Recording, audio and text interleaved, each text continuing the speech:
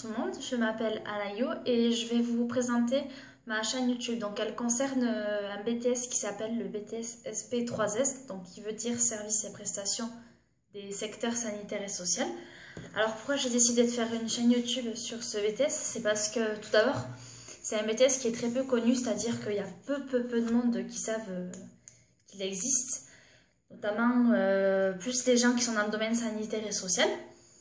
Ensuite, j'ai décidé de créer une chaîne YouTube sur ça parce que je trouve que c'est intéressant de connaître un peu le domaine sanitaire et social et de savoir qu'il y a des formations qui existent, notamment sur ce BTS parce qu'il y a très peu de gens, comme je vous l'ai dit, qui le savent. Après, le BTS SP3S, ça veut dire services et prestations des secteurs sanitaires et social, et donc ça veut dire qu'on peut exercer dans le domaine sanitaire et social. Plus précisément, on peut exercer après ce BTS dans les CAF, caisse d'allocation familiale, à la sécurité sociale. On peut exercer aussi au sein des hôpitaux, donc vraiment dans le domaine administratif, mais sanitaire et social. Alors la formation, elle se découpe sur 2 ans. Elle s'accède après un bac. Il n'y a pas besoin d'avoir un bac spécifique. On peut faire un bac ST2S, qui souvent on propose après ce bac ST2S de faire ce BTS. On peut également faire aussi un bac professionnel SAPAT, service aux personnes et au territoire, ou bien un bac pro ASSP, assistant de soins et de services à la personne. Mais également, on peut faire n'importe quel bac et s'orienter vers ce domaine parce qu'on peut avoir un profil social ou bien on veut travailler dans un domaine sanitaire. Donc le domaine sanitaire, c'est plus tout ce qui est l'ARS, Agence régionale de santé, service qualité au sein d'un hôpital. C'est ça le domaine sanitaire. Domaine social, on peut travailler comme assistante sociale après ou bien on peut faire de l'accompagnement, du relationnel. Voilà. Ce BTS, on le trouve, je crois, sur Postbac. Enfin, moi, c'est un parcours assez atypique. C'est-à-dire que mon BTS, je l'ai trouvé grâce à une autre formation que j'avais vue sur Postbac. Et en me renseignant sur le lycée, je suis tombée par hasard sur ce BTS et je me suis renseignée. Puis ça me plaisait puisque moi, j'ai fait un bac pro service en milieu rural qui n'existe plus, qui a été remplacé par le bac pro SSP. Et du coup, j'ai accédé à cette formation. Bon, là actuellement je suis en 2e année de BTS et faut dire que dans 3 mois je passe mon diplôme. Alors après, il y a des matières, donc peut-être que celles qui ont fait ST2S ou ceux, parce qu'il y a bien des hommes qui peuvent faire ce BTS, c'est pas non plus sexiste, pas parce qu'on fait un BTS dans le domaine sanitaire et social qu'on va forcément trouver des femmes. Parce que moi dans ma classe il y a un homme par exemple. Alors, au niveau des matières, donc par exemple, en première année, moi, j'ai vu beaucoup de matières et on a vraiment approfondi tous les thèmes. J'ai oublié de vous préciser que moi, ma formation se fait par alternance, puisque dans le lycée où je suis actuellement, ils proposent que par alternance. Je n'ai pas d'alternance, mais par conséquent, j'ai fait un stage de 6 semaines en première année au sein d'une association de téléalarme. Puis, en 2e année, j'ai fait mon stage dans un service de tutelle. Pour venir au niveau des matières, alors en première année, vous avez public.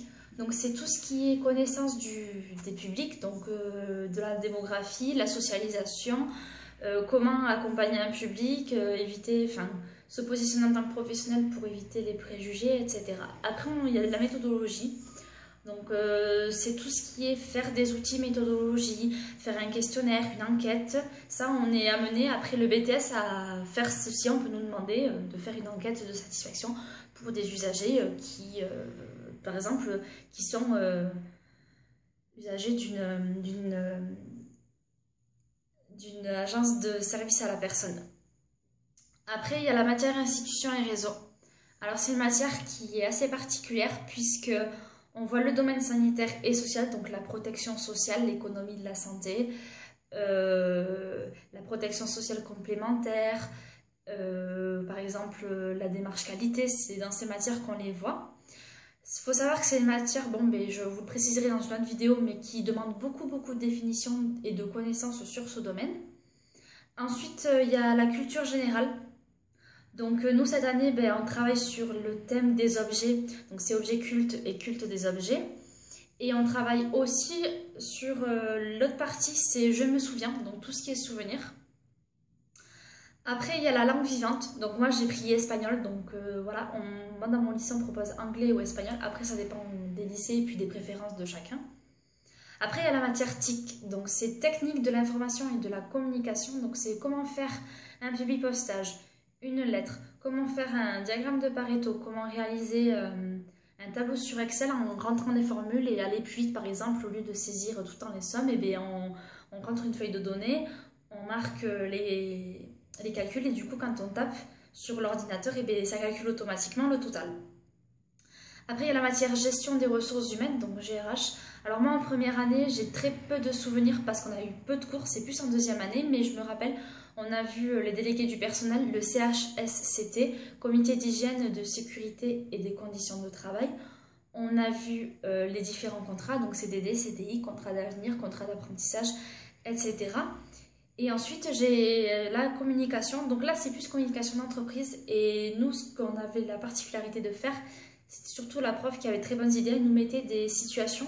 Et par exemple, on avait une situation où on était dans une antenne de la PMI, protection maternelle et infantile. Et on avait une femme qui tombait enceinte et qui ne voulait pas garder le bébé. Et comment on réagissait, donc avec des mots-clés, comment éviter de tomber dans le jugement, de l'accompagner, de l'aider à raisonner en fait. C'est vraiment ça, ce BTS en fait, c'est pas non plus utopique, mais il faut vraiment se positionner en tant que professionnel et se dire qu'on va travailler avec des publics et que ben en face on va avoir des gens et qu'il faut vraiment éviter de juger, ou si on veut juger, il faut savoir avoir un jugement correct sans pour autant amener l'usager en difficulté.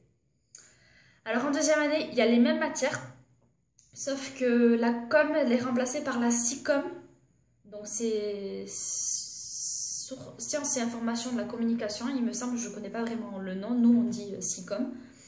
Et c'est plus tout ce qui est système de santé, comment marche, le système d'information, comment fonctionne par exemple le système Sésame Vital. Bon, pour ceux qui ont vu ST2S ou ASSP, peut-être que ça leur parle parce que du coup, ça, pour certains, ça peut être des rappels de ce qu'on fait en SP3S. Ensuite, il y a le projet tutoré, donc ça j'en parlerai, je ferai une vidéo spéciale dessus. C'est tout ce qui est un projet en fait, c'est plus en deuxième année, on va vous demander de faire un projet. C'est-à-dire qu'on vous allez devoir mettre en place une action parce que vous avez repéré un besoin ou un dysfonctionnement. Bon, c'est assez complexe, là je pense que pour certains ça leur parle pas. Pour ceux qui ont peut-être commencé cette année, on leur en a parlé parce qu'évidemment, quand on présente le BTS sur les 2 ans, on explique toutes les formalités, tout ce qu'il va y avoir, etc. Mais c'est sûr que c'est pas toujours évident de savoir ce que c'est le projet tutoré. Et ensuite, donc il y a la matière prestations et services qui est remplacée par institutions et réseaux, mais qui c'est la même chose. Donc il y a toujours des définitions, toujours des cours. Ensuite, moi ce que je vais faire au cours de mes vidéos, c'est que je vais plus faire une vidéo par matière pour vraiment expliquer parce que bon, je pense que j'ai quand même 2 ans, enfin je fais 2 ans de BTS et je pense que je peux être en mesure à présenter certaines matières.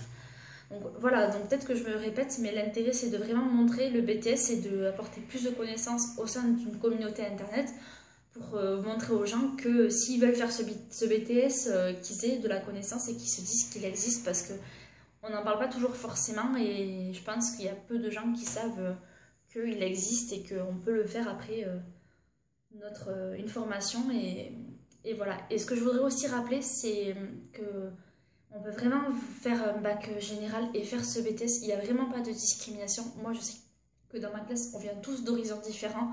Bon, il y a une majorité des gens qui sont issus d'un bac donc professionnel, donc dans le domaine social. Mais par exemple, il y a des bacs généraux. Il y a une femme, c'est une reconversion en professionnel. Après, c'est peut-être un BTS par alternance. Mais je pense qu'en initial, c'est la même chose.